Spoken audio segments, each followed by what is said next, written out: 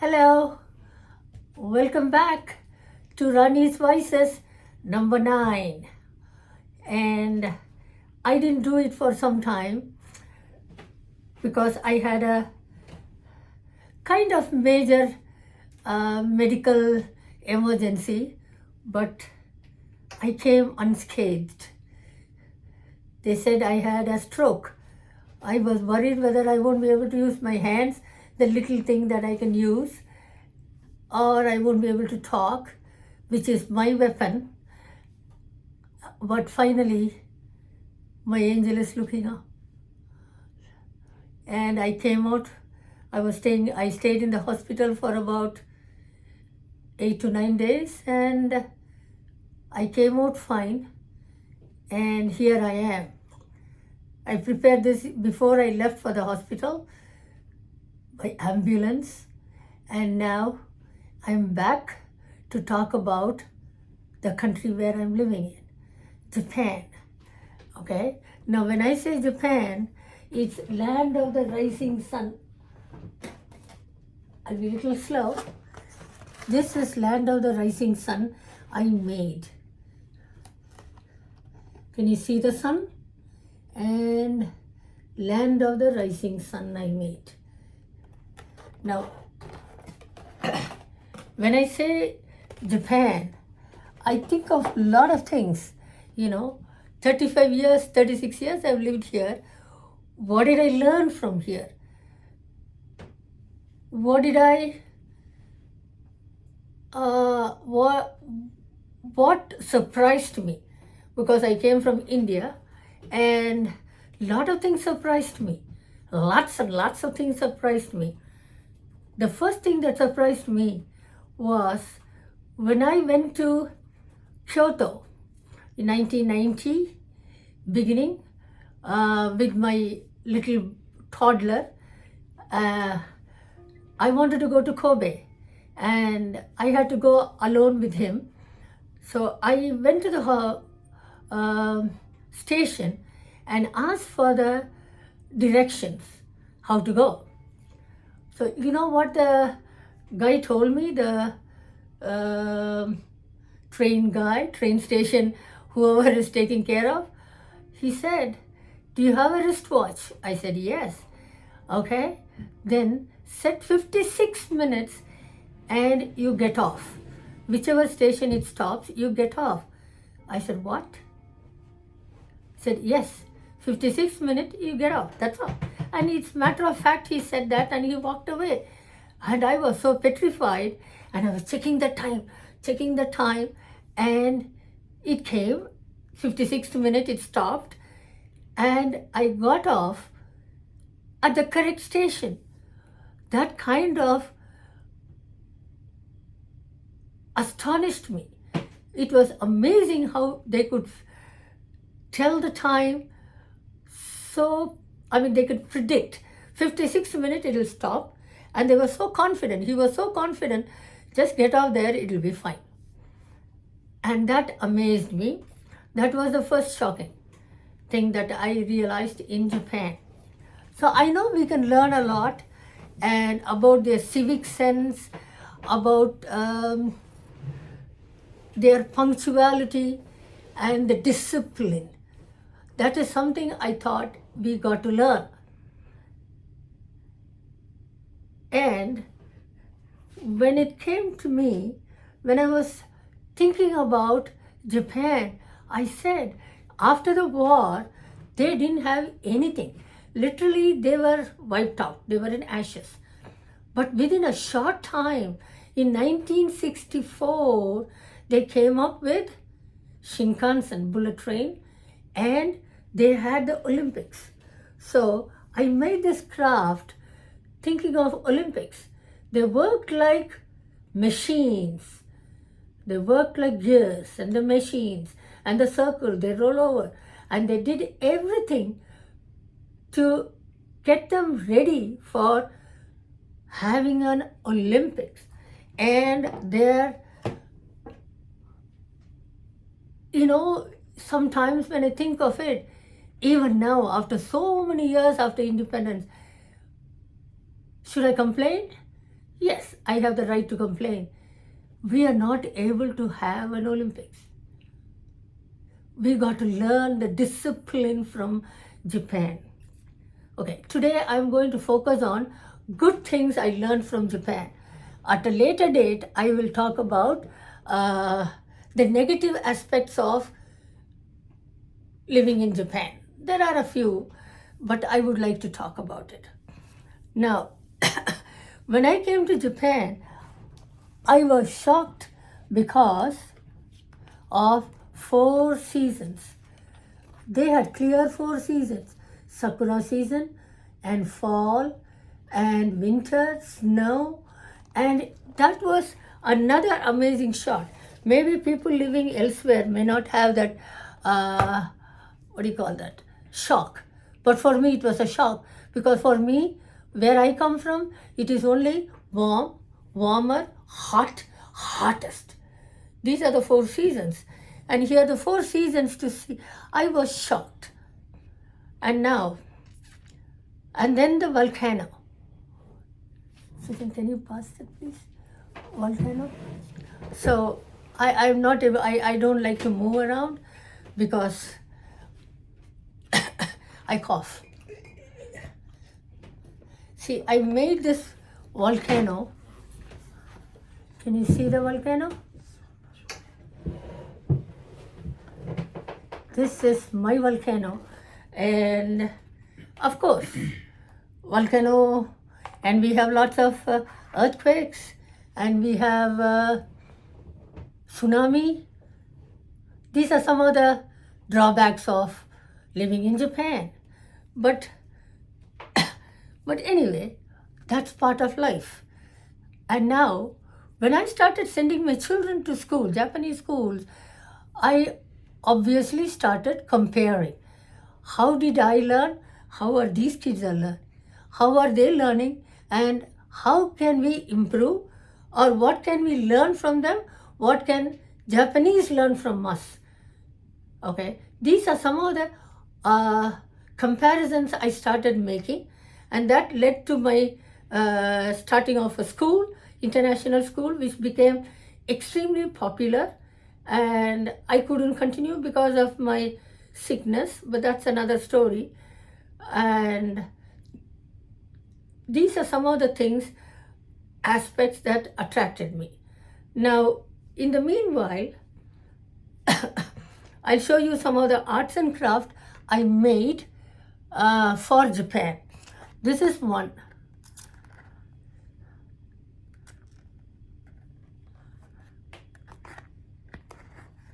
Can you see that?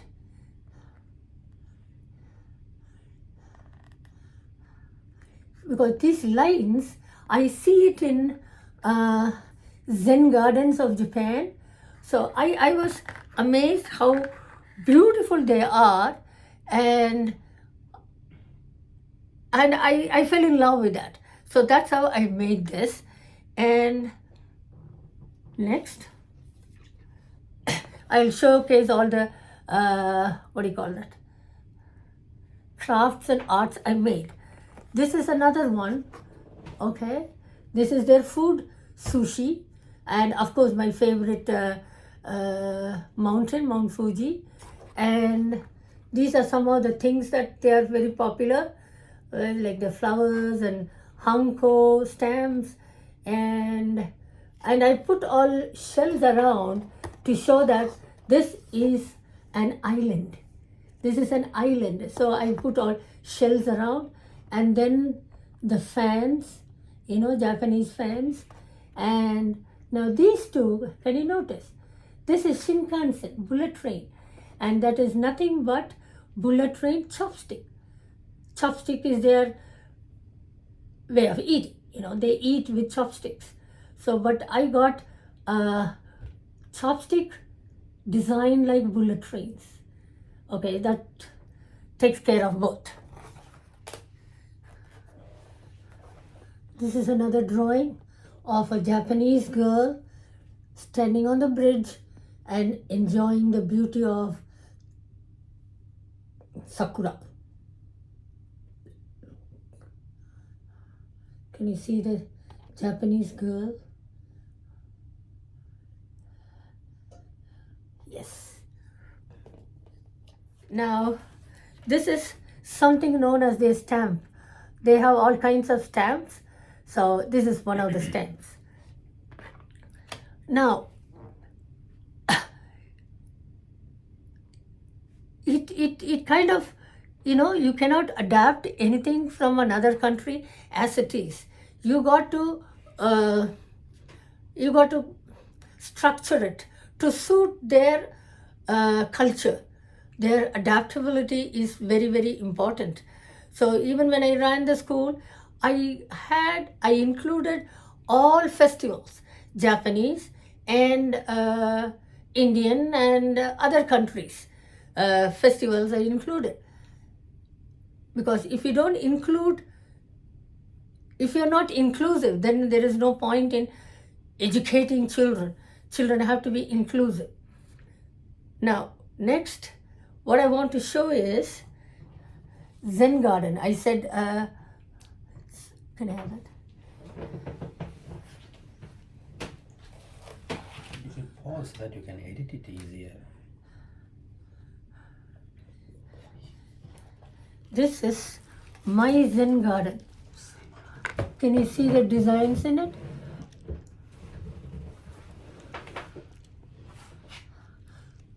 Kyoto, there is a famous Zen garden. A lot of places there is a Zen garden. There are Zen gardens. So these are stones. So they also have stones and trees around, and for you to sit and gaze and enjoy the quietness. They're very, very still, what do you call that, gardens. There's no noise, so there is absolutely no noise, and it's pretty interesting. You have to come here to see it, to enjoy. Now, next, I made some bottle painting, and bottle painting I made. See, this is one of them. It's just my thinking, okay?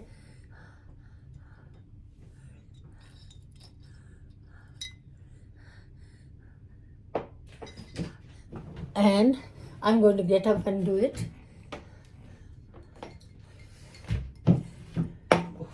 That's okay. Can you see it? It's just gold, and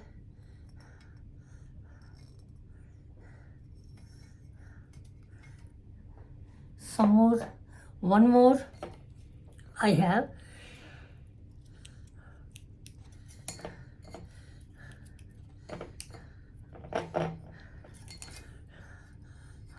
This is for the 4 seasons. They have clear 4 seasons, which was mind-boggling for me. How can it change? How can you have such a hot summer and then it becomes autumn and then it snows? So that is something amazing for me, because I didn't grow up in a place where there are 4 seasons. So now, these are some of the things I did. Now, I learned a lot from living here, and it helps me grow in my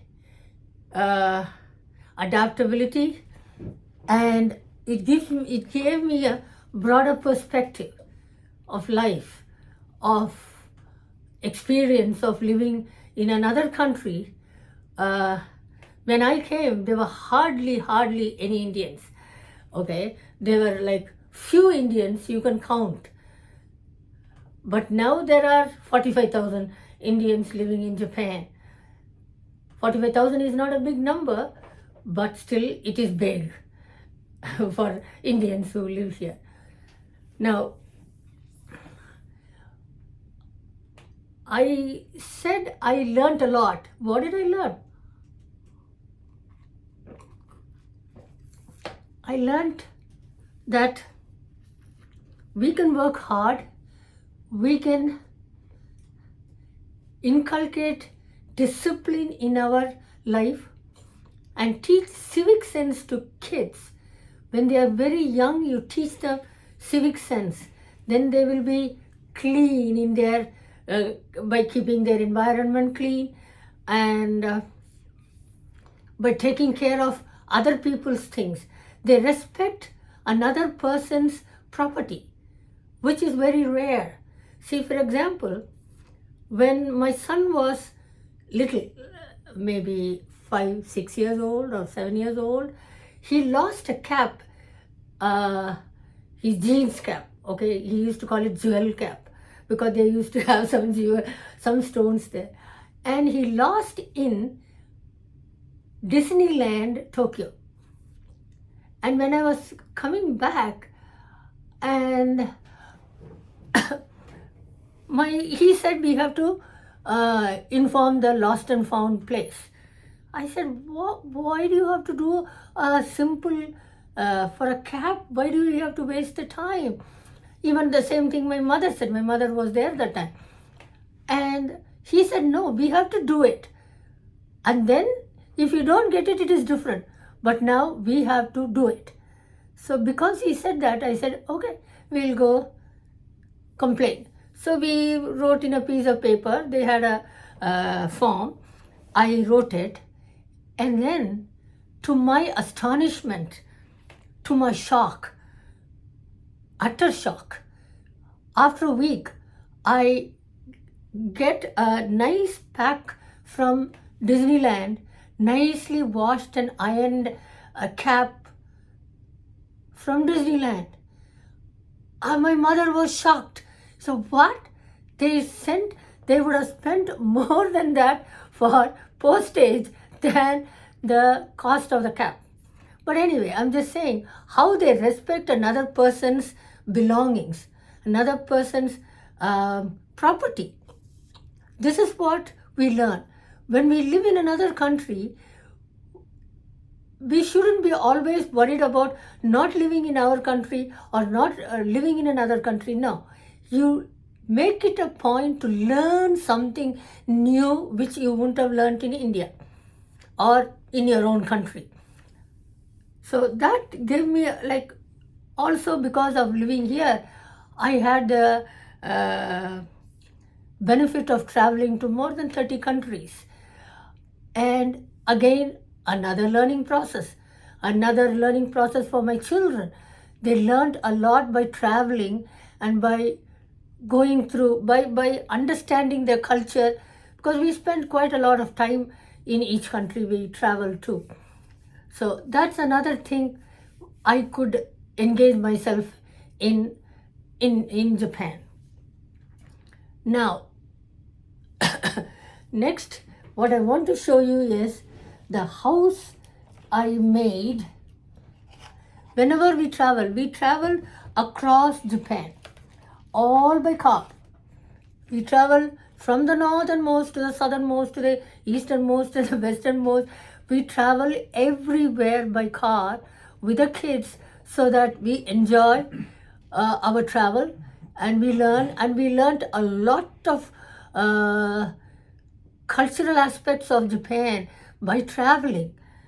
You know, even in India, whenever we go, we travel a lot, not just stay in one place. No, we travel and learn.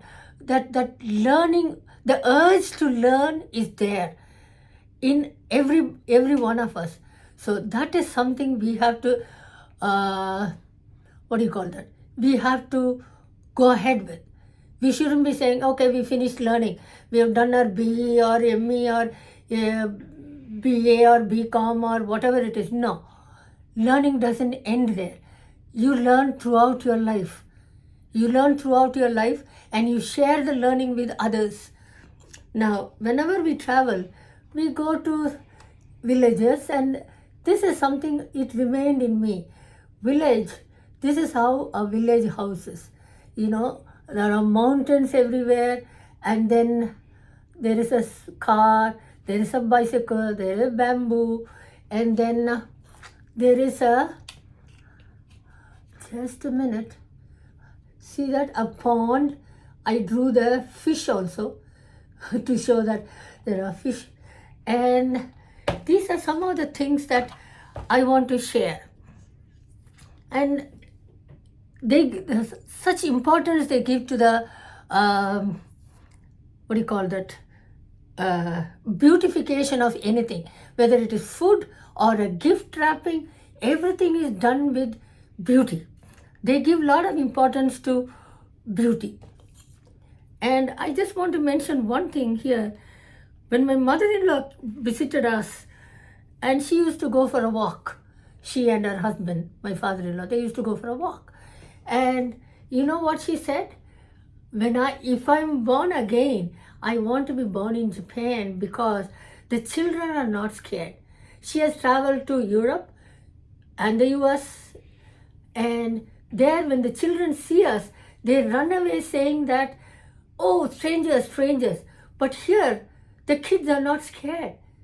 They're not scared at all. They come close to us, they touch us and see, what is this bindi? What is this sari? Everything they want to know about us, and they don't have fear. That is what, 6 years they go alone to school. You cannot drop them, you cannot pick them up. They have to go on their own. So such freedom is what is required for children to grow. That's another thing I learned in Japan. Now, this is the final thing I want to show. When I said Japan, I love bridges. Can you see the bridges? One bridge, and under the bridge I did, this is the festival. See, all kinds of things. I have written what remains in my mind about Japan. Okay, Mount Fuji is there, and then the torii, the what do you call that, gates, and the pagodas, and of course our car. Okay, so this is something that remains in my mind. Bridge, and along the bridge you always have fireworks. So these are some of the things that interested me, and I hope my learning and my sharing has helped somebody. Because when I ran the school, the children are doing fine, and I am very, very proud of what I have done here and what I have achieved. I hope I can share this with my friends and family and known or unknown people elsewhere. I'm not saying this is the best country. There is nothing like the best country. Every country has its own beauty, has its own faults. Okay, but we learn from the best, take out the good and forget about the bad. Try to inculcate good habits and good discipline, time consciousness. That's what I learned. And as I always say, nothing is impossible. I came out of sickness. The sickness was very scary, but I came out. My family was petrified, but I came out successfully with everything intact, and hope I can give you some more good videos of learning. And this is a bit long because I took more time to talk about various things, and hope you enjoy and like my video, share it and subscribe it please, and click on the notification, and that's all. See you till we see next time. Nothing is impossible. You work hard, you achieve. Bye-bye.